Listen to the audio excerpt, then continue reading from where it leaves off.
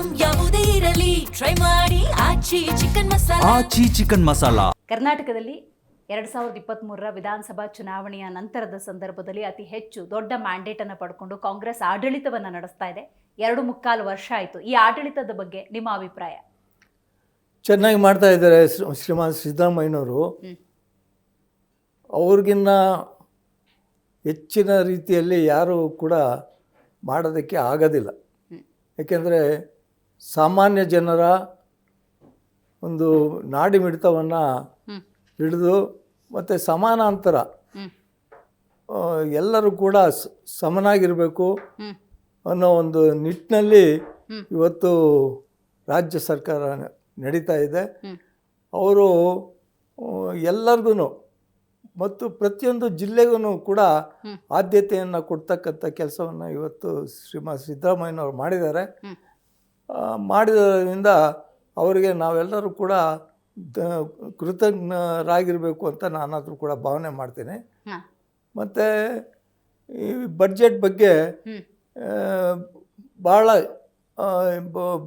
ಒಂದು ವಿದ್ಯಾರ್ಥಿಗಳಿಗಿರ್ಬೋದು, ಮತ್ತು ಕಾರ್ಮಿಕರಿಗಿರ್ಬೋದು, ಎಲ್ಲರಿಗೂ ಕೂಡ ಗಿರಿಜನರಿಗೆ ಇರ್ಬೋದು, ಅದರಲ್ಲಿ ಮತ್ತು ಎಲ್ಲರಿಗೂ ಕೂಡ ಒಂದು ಸರಿಸಮನಾದಂಥ ಒಂದು ಬಡ್ಜೆಟನ್ನು ಕೊಟ್ಟಿರ್ತಕ್ಕಂಥದ್ದು ಶ್ರೀಮಾನ್ ಸಿದ್ದರಾಮಯ್ಯನವ್ರ ಬಗ್ಗೆ ಈಗಾಗಲೇ 17 ಬಾರಿ ಅವರು ಮಂಡನೆ ಮಾಡಿದ್ದಾರೆ. ನಮ್ಮ ರಾಜ್ಯ ಸರ್ಕಾರದಲ್ಲಿ ಒಳ್ಳೆಯ ಅತ್ಯುತ್ತಮವಾದಂಥ ಬಡ್ಜೆಟನ್ನು ಕೊಟ್ಟಿದ್ದಾರೆ. ಈ ಸಾರಿ ಯಾರೂ ಕೂಡ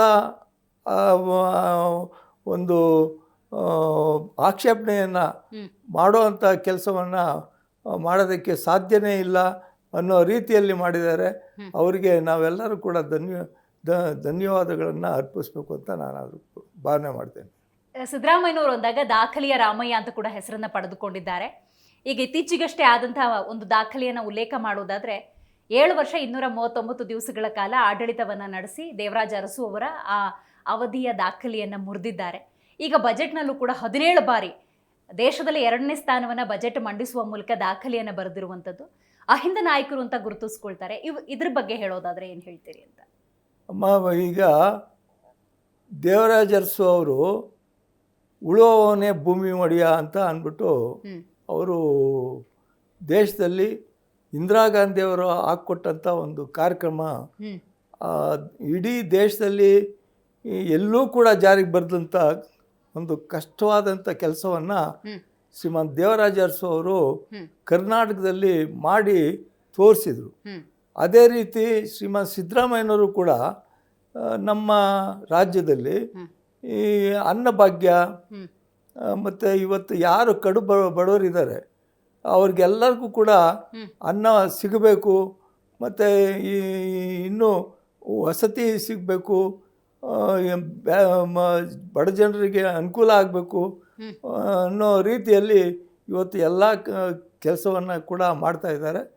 ಅವರಿಗೆ ದೇವರಾಜ ಅರಸು ಅವರ ಇಲ್ಲದೇ ಇದ್ದರೂ ಕೂಡ ಒಂದು ಕಾರ್ಯಕ್ರಮಗಳನ್ನು ಹಾಕ್ಕೊಂಡು